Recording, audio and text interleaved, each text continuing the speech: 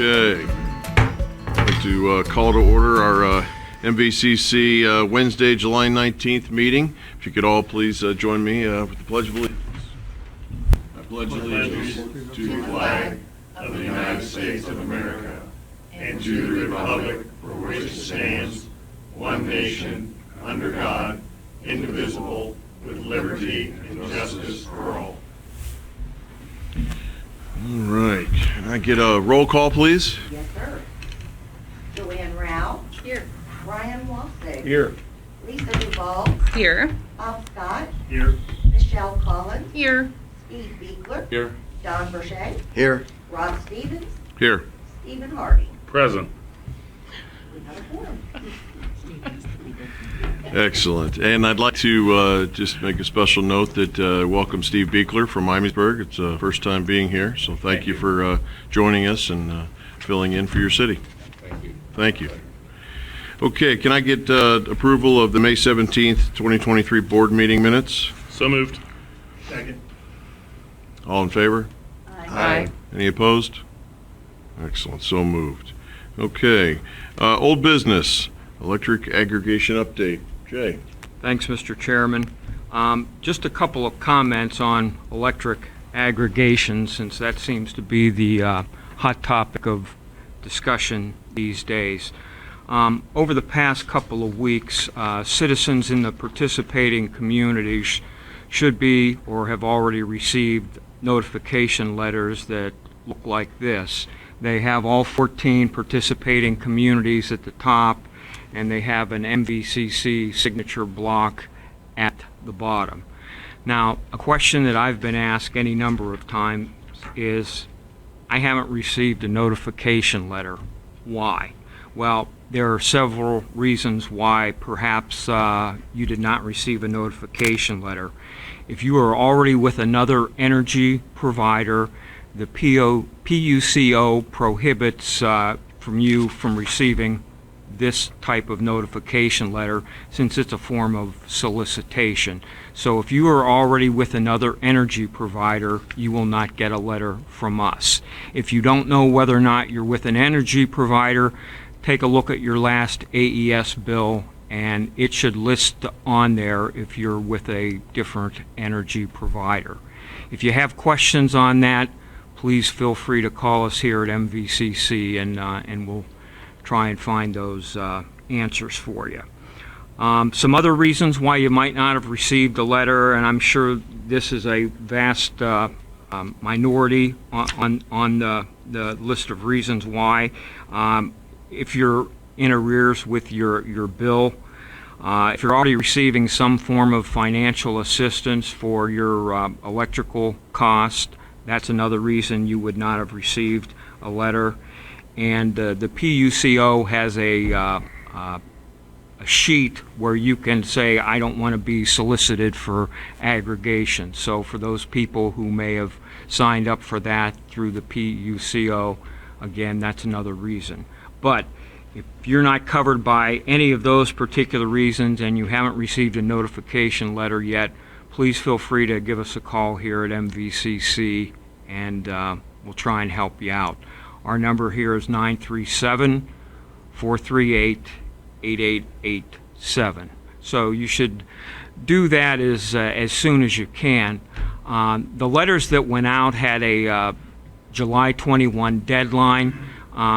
That deadline is a little loose, but we had to establish a deadline. So if you go beyond that, it's not the end of the world, but we need the people to move forward on this as quickly as they can.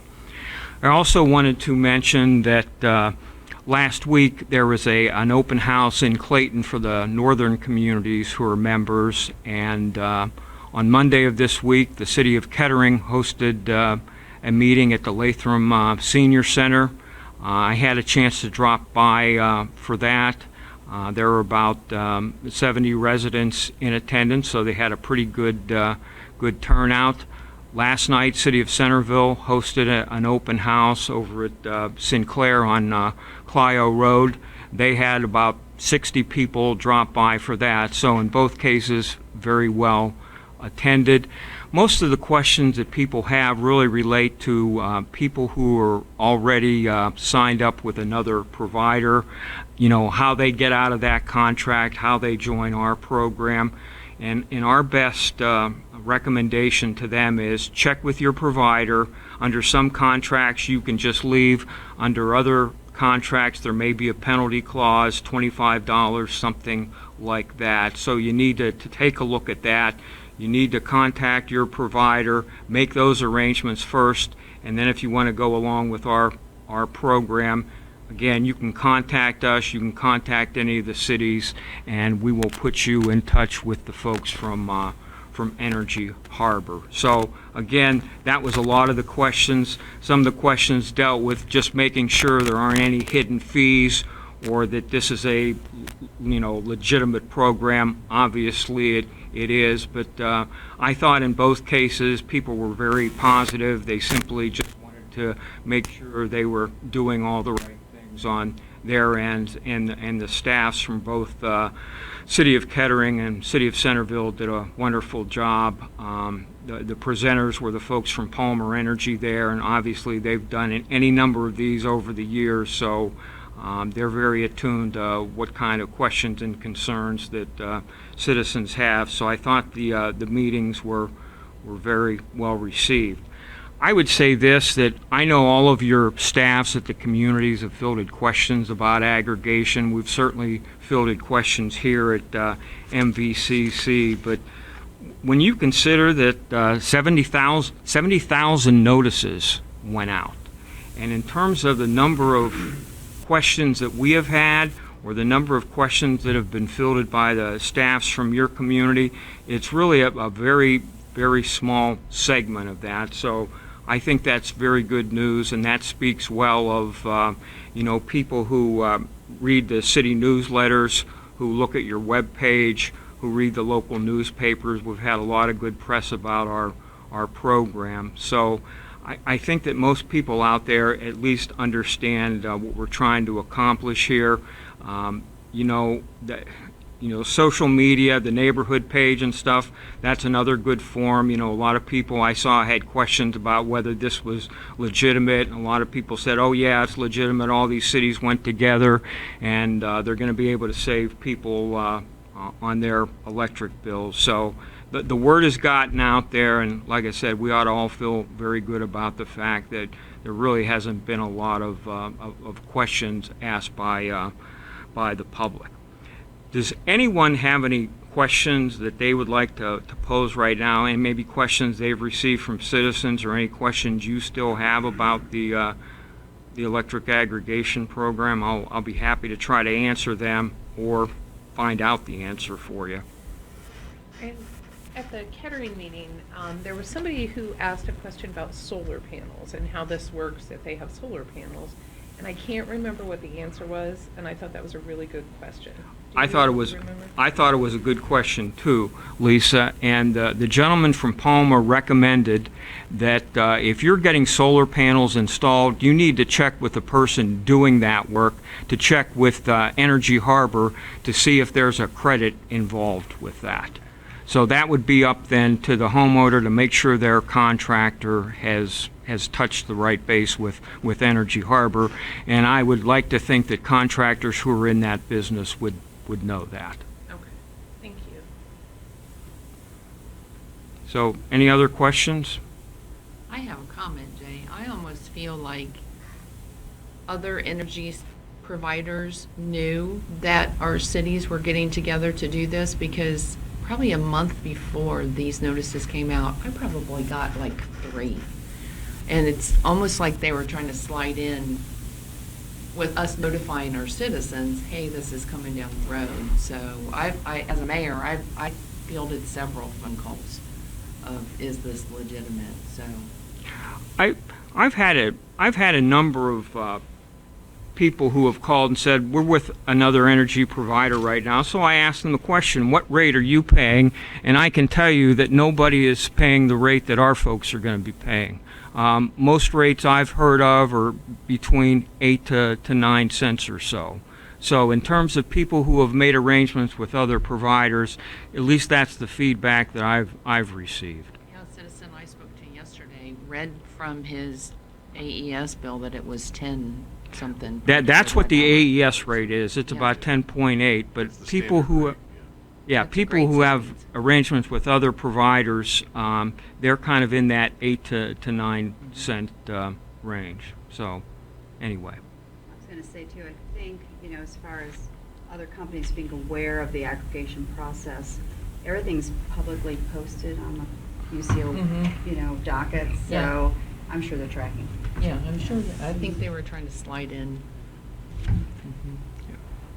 So, like I say, we've gotten a lot of good press from the Dayton Daily News. Nick Blizzard has done a good job covering this and trying to get the word out, so we appreciate his efforts on that.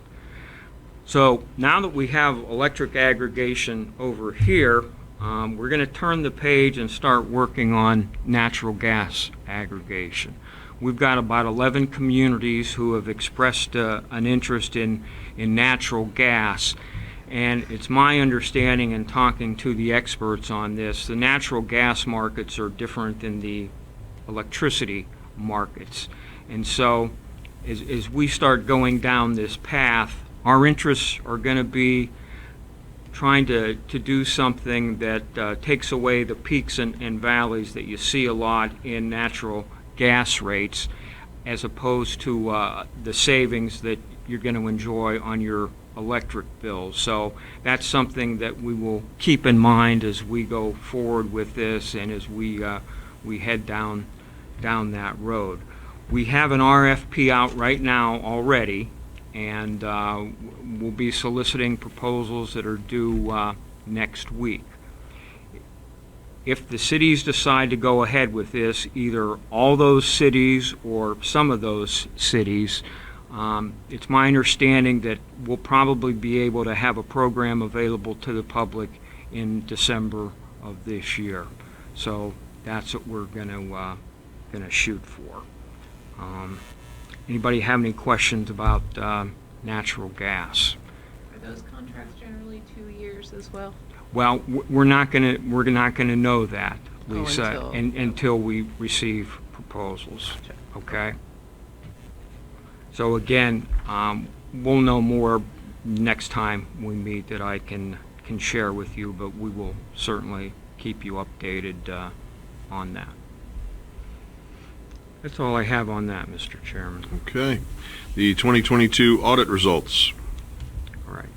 A couple of weeks ago, you probably all received a preliminary copy of the audit report, and I'm sure everyone has read that cover to cover. But in the event that you did not, I will give you a very quick executive summary. And that executive summary is there were no citations, no findings, no notes whatsoever. In other words, through Sheila's due diligence and also Jen's due diligence, we had a clean audit report. And to be able to say that is something that, again, reflects very positively on Sheila and Jen's work here at MVCC. So I want to take this time to recognize them for their effort. We have a multi-million-dollar budget here. We've got 14 employees, and we expend hundreds of thousands of dollars over the course of the year. And so it's very easy to have a hiccup along the way.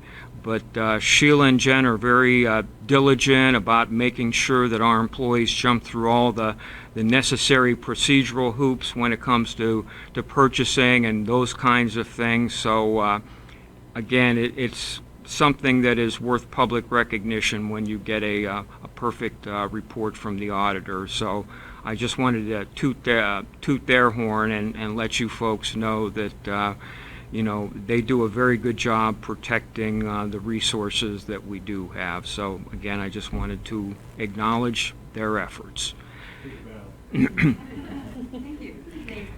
And by the way, you should be receiving a copy of the final report in the very near future. Is that correct, Sheila? Yes, it's under review by the senior management, and it should be any day.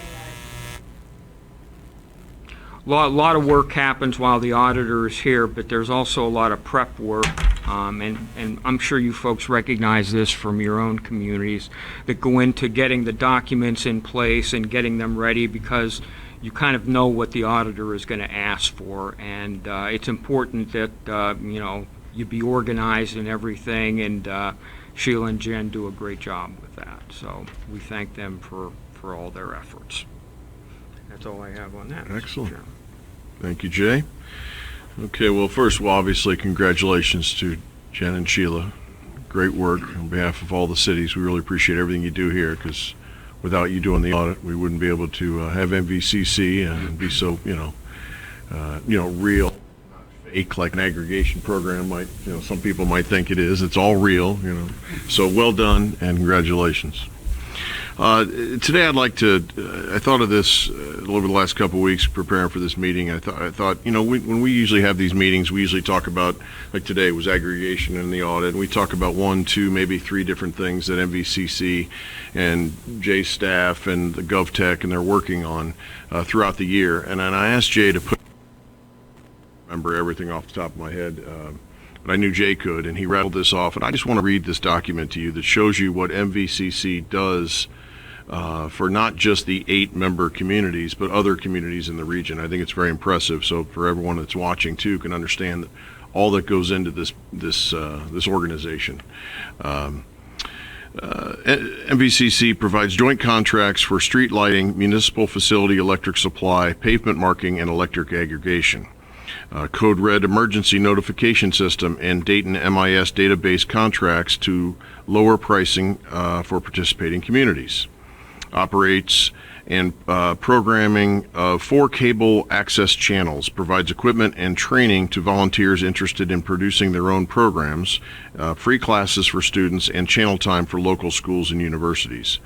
Broadcast the city council meetings and other city programming of special events in all 8-member communities. Also collaborative training programs for all member and affiliate communities at a lower cost. And that is a big one that seems simple, but it's very big in the fact that there's so much training that goes into all the different departments within our cities, and these lower costs really help the budgets of each individual cities. Otherwise, you got to go outside to third-party trainers, and that really gets expensive. Funding for operations of the Tactical Crime Suppression Unit, which primarily focuses on criminal activities that cross jurisdictional borders.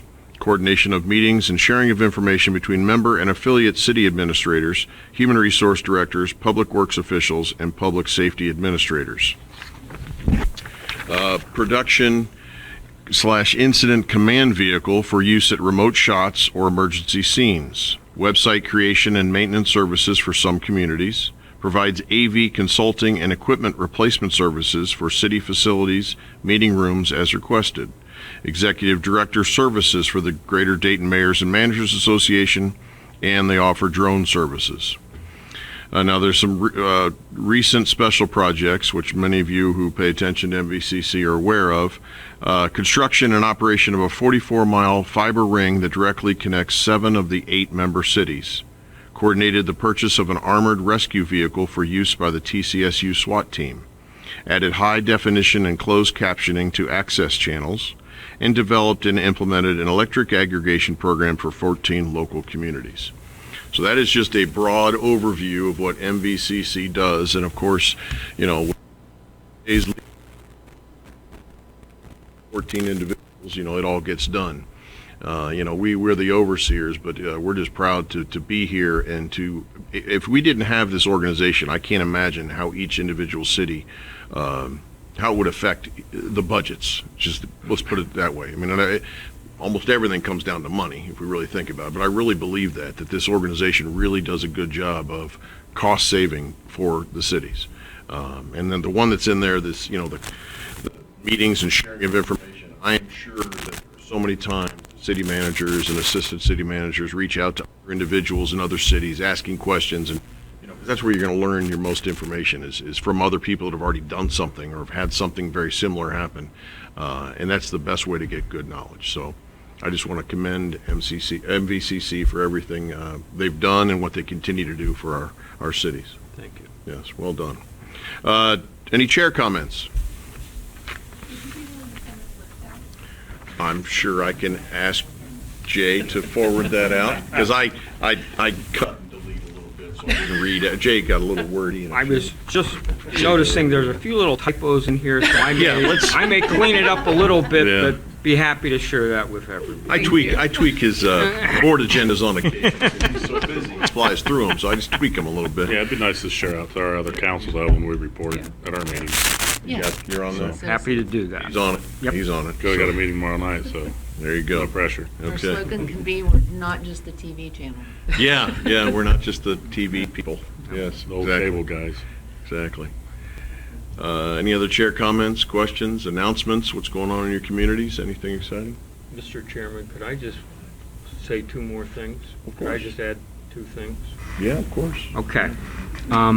These things you left off my list, Jay? Well, He's gonna add. I did the old business, and then I was going to cover that under the executive director's report, so you probably thought that I did both. I was those so together. excited to give the chair comments that I totally skipped the executive director. Well, so I apologize. You know what else we do here at MVCC is we have an executive director's report about this time. So, Jay, go right ahead. And I'll be very brief. The last time we met, I mentioned to you that we were working on a public works mutual aid contract for all the cities. So we have a procedure that everyone can follow in those instances where we need to borrow personnel, equipment, whatever the case might be. So I believe on Monday evening, the city of Centerville took formal action on that document. So I will be sending that out to the other communities, so everyone now is working off that same document. So again, it goes back to collaboration, it goes back to working together. That started at the managers roundtable level just a few months ago, and here we are in July, and we're sending out the finished version to everyone. I have to recognize the Centerville staff who kind of did yeoman's work in putting together the original draft. Then the other communities had comments and everything that we added to that. So we've got a completed document, and now that's something that's in place and hopefully will be advantageous in the future when those situations occur. And the other thing I wanted to mention was that 24 years ago, Gary Giles, who is the Public Information Officer for the city of Miamisburg, had the idea of doing a show that would basically be a monthly program that would talk about what was going on in the city of Miamisburg. Programs, events, things of interest to the public. Well, with the help of MVCC, that show has continued, and almost the 250th episode of that show was taped last week. It's the final episode for Gary because he is going to be retiring in the fall. And the name of that program appropriately is Let's Talk Miamisburg. So that program has continued for the past 24 years, and when you think about it, that's a heck of a lot of work for Mr. Giles and for the staff here at MVCC. It's the longest running municipal type of program like that we have. So we want to extend our congratulations to Gary. He's done a fantastic job, I know, for the city for all these years. We're going to miss him around here, but we wish him all the best in his retirement. And I also want to have a little shout out to our staff. Joe McKenzie is the MVCC staff person who has produced that program for the most part since its inception. And we have a volunteer, Gene Dakin, who has also helped with those productions. So I just wanted to recognize Gary and the good work he's done with Let's Talk Miamisburg. So that's all I have, Mr. Chairman. Are you sure? I'm pretty sure. All right. Good. We'll have to add that on the agenda next time. No, that was my fault. Sorry about that, Jay. Excellent. Wonderful reports today, as usual. Anything else? from the board? I have Oh, one yes, more Lisa. thing, and I'm Yes. sorry I've been so chatty today, but the City of Kettering, we have our Kettering Leadership Academy, and we are days away from the deadline to apply.